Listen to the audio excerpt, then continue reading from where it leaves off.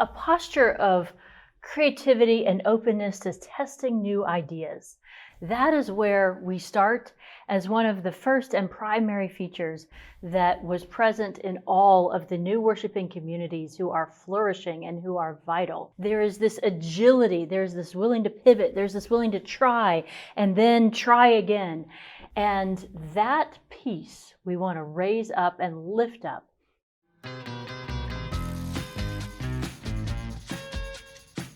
So one of the exciting things that we get to do here is that we get to hear from other churches and other organizing pastors who've traversed this path.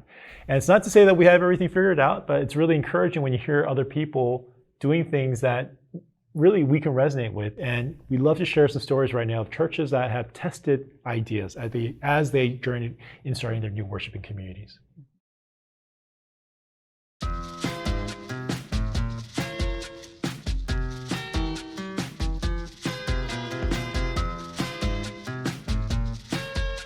After we decide to stay here, we're feeling God call us for make something for our people who speak Spanish for our Latino community. We start to make connections. The first connection was really important. I met Reverend Lindsay Armstrong. She is director of the new church in our presbytery. I talked with her, we have this dream. This is one important thing for everyone who wants to start. We started making connection because I'm starting to talk. I want to do this. We don't have the idea, the where, but we decide the name on the way because we believe the name is important for the mission you have in your heart on the way because we decide walking together, together. These people don't have English, don't have idea of how to live here. The people want praise God, your language, the home country. After we decide this, I'm start talking about on the way. I make like flyers. Start share this history from anyone. We're looking for way where we started on the way. The presbytery decided to connect with a discernment group. We look in many places. We try. I drive. I look around. You know, when we started looking signs in Spanish for our community, we say the people's here. I'm stopping the restaurant. I stop at a lot of restaurants for say, how many people you know speak Spanish in this area? Where the people live? Where you think is nice for start a church? If we start a church, we came to our church. I remember the people started to tell stories. I started to hear the people. I started to go the places. About on the way, I hear the first time about one large highway, the name is Beaufort Highway. The people say, go there. I'm starting to drive Beaufort Highway. Yeah, again, I start to see signs. I received an invitation for go one church, it's pastor meeting. Again, this time I'm speaking just a few words in English. But I decided to go there. I'm arrived at the church, and the name of the church is Beaufort Presbyterian Church. In this meeting, the pastors there, they start to share opportunity for, say, concern, praise, no? When they gave me opportunity, I saw many pastors there.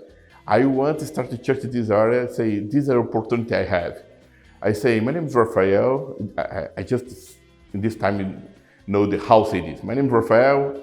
I came from Brazil. I'm here because I will start a Spanish church in this area. I'm looking for a place for meeting. This is really important because after I said this, one pastor came to me, Pastor Robert Sparks, say, come in my church, look at this area. Yeah, I find the Lawrenceville. We started looking around Lawrenceville, a huge community, Spanish community there. You started this dream on the way. I think the really important word in this is connection. No? It's like we starting tell our dreams, start to show us the way you make this dream happen. I really believe when God have plans, it's not alone for one person, is like he be the big hero. No, I think God put these dreams in many hearts. I think God make the way, but we need to start to talk. No heavy way start the church in silence. No heavy way start the church and no put your faith. I have like gold key for start church. If the people don't see you, the people don't remember you. When the people start to see you, when the people start to hear about you, the people say, okay, I think what this guy says is important. I think this is a good idea. Let me hear a little bit more. This is another thing, I believe this process, the God process. I don't have afraid because I don't speak English well. I start to say things, I put in Google Translator, show the people. Because again, God didn't open the ways, He put correct people. I think these people is there. You just need to start to do what God called you for do.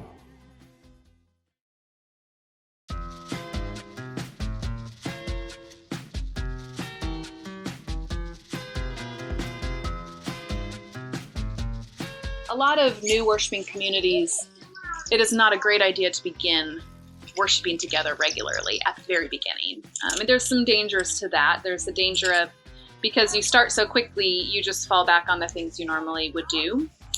It's also takes up a lot of time to plan weekly worship.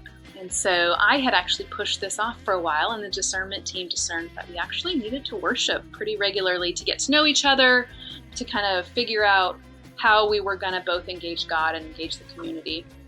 So we did 3 worship experiments in different locations on the property to get a feel for them. So we did 2 in the sanctuary, 1 in the fellowship hall. We also did them at different times and different days of the week. And we did 2 in the sanctuary, and people performed the space. It's a formal sanctuary, and so people came in and they sat up straight and they faced forward and they didn't talk to anyone. And we made these generally known to the neighborhood. We invited our networks, our friends to come and join for these. And so the last one we did in the fellowship hall in the round, and they would not shut up. So we were like, this is our space. So we did a bunch of different experiments to get there, right? Like the sanctuary, it was lovely, but we had to do that a couple times to realize it didn't actually work.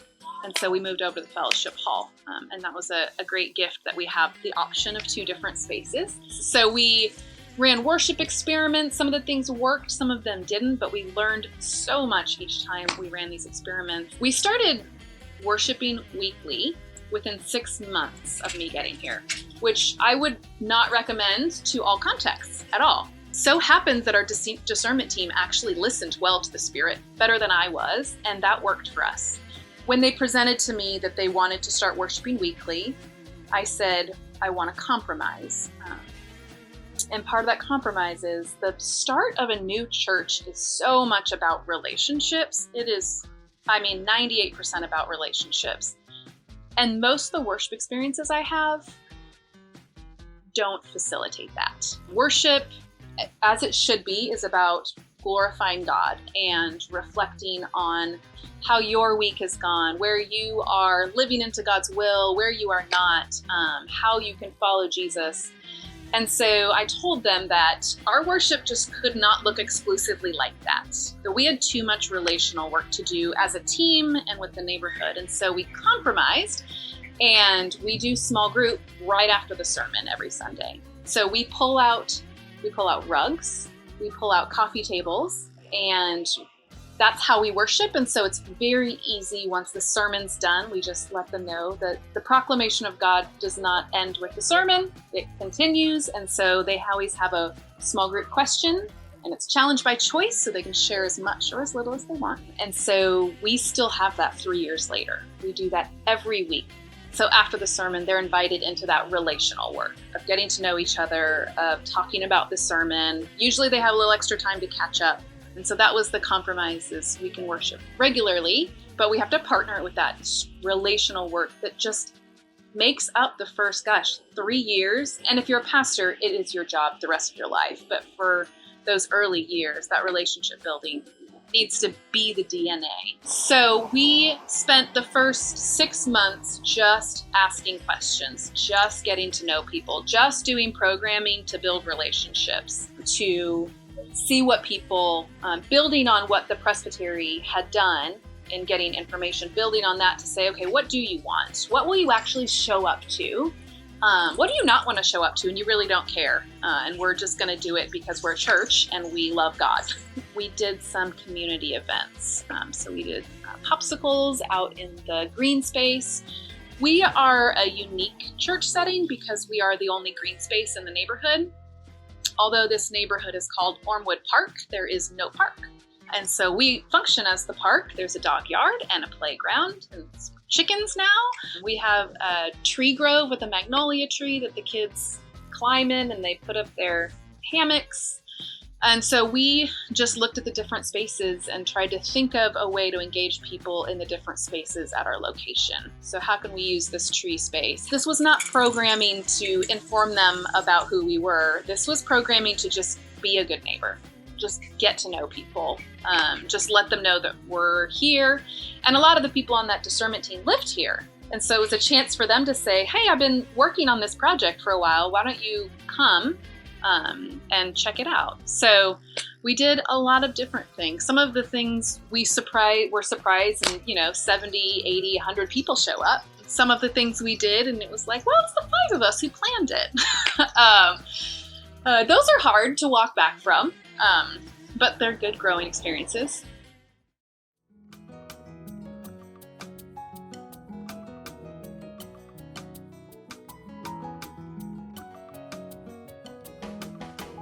You are the pillar that holds my life.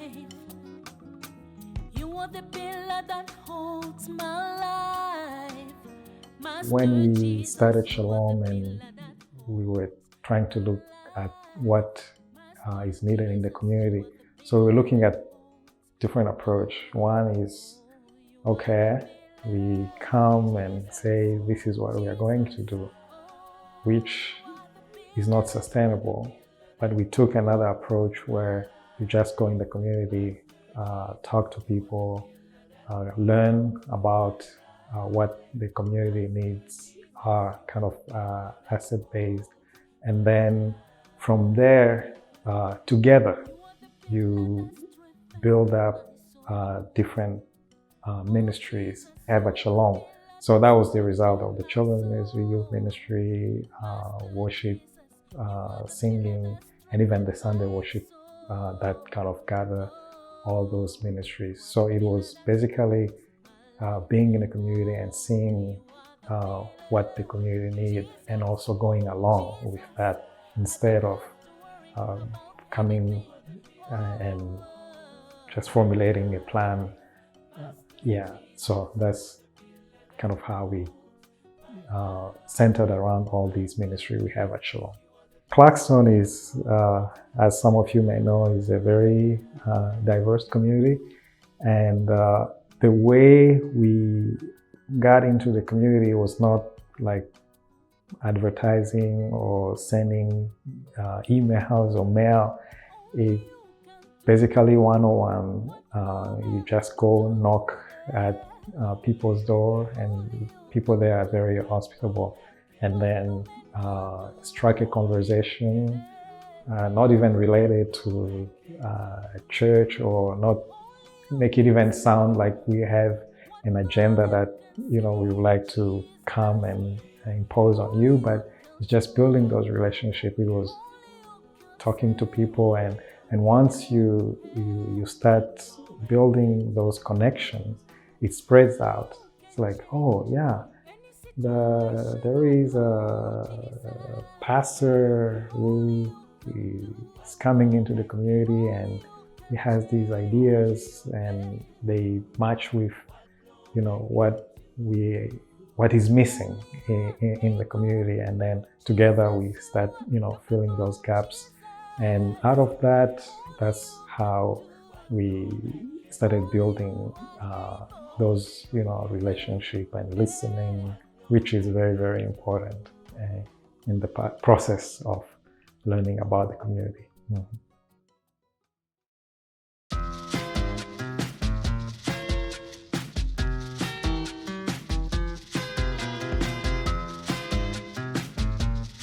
I think two things that were also important for us in starting this community was some of the research that we did to look at different models, and also talking to people that have been in this community to see, is this viable? Is this something that would work? And so as part of my master's degree, I wrote a paper that was supposed to look at new forms of church. And so what I did is found two people doing churches on both coasts and pursuing different models in that. And so for me, that was really eye-opening to see one who did church that was more integrated with a business model, and one who did a church that was more financially supported by the business and just used the space of the business, but both reaching out to the CrossFit community. So that was really important for us to see folks that are doing it, to learn from them, to see that there are different models that we can try to experiment with, and both seem to be working well. Both had their strengths, both also had their weaknesses. That was really helpful. It was also important for us to talk to folks in the fitness and wellness community here in Atlanta, to talk about the idea and to see what their thoughts were. We were both newer to the fitness industry, though we've been in ministry for a while. We had only really been kind of in the fitness space for a couple of years. And so we met with other CrossFit gym owners. We met with some wellness professionals who were also Christian and threw around ideas. I took them out to lunch and listened to their experience as gym owners, listened to their experience as wellness providers. And it was actually because of their recommendations that we started our garage gym. A few of them really encouraged us to start small and to build real culture around a smaller community before jumping and doing things too big. And so we took their advice and we started this garage gym. And it's 100% been the best way for us to move forward. And we're really glad that we talk to those people, because we might have just gone looking for a big gym space had we not talked to them first. We did a lot of just having conversations and throwing the vision out to people. Like, does this make sense? Does this seem crazy? Who did it excite? Who did it not excite? So I think there was a lot of just testing that out and seeing what other people thought around that, and within the church context as well, particularly those who had pursued some more just different approaches to church, to hear what they thought, knowing that there's folks who are experts in both of these spaces and have more experience than we do. And now a break from our regularly scheduled programming. One of the things I love about the Ways video is that they were encouraged to start small in their own garage, and they listened. This is a theme that I heard over and over and over again in talking to the almost 100 new worshiping community leaders that we have across the United States. One theme that kept coming up that I just want to pass on is the importance of starting small before seeking major funding, or starting small before trying to gather major attention and energy for whatever it is you're doing. Because sometimes people who went big too early, I have some examples in my own ministry of doing this, people who went too big too early, then things didn't quite work out right, and they had lost that potential funder who had already invested in something that didn't work, or they had already lost the big splash and the attention-grabbing moment for something that didn't go the distance. And so starting small before seeking major funding, or before going big with promotional materials and trying to get people to really engage, I pass that on as wisdom that Ways has just reminded us of, and yet that I heard over and over and over again in the past 6 years as stories that were just part of what happened during the testing ideas phase. The wisdom of starting small before going big. That one's in there. Lindsay, I think there's a word that I want to lead into a little bit, and that's the word listen. And I know you have a phenomenal, wonderful story about how you listened. And I love the story because it was really you not only listening to your heart, but you listening to the community, to others. And in so doing, you are able to do what we call co-create. And I think we are now in an era, as you mentioned before, where it's no longer about the solo pastors, no longer about the cult of personality, do it my way or the highway, but successful new worshiping communities, what we are noticing over and over again is their ability to listen and co-create. I'd love to hear the story that you have for us.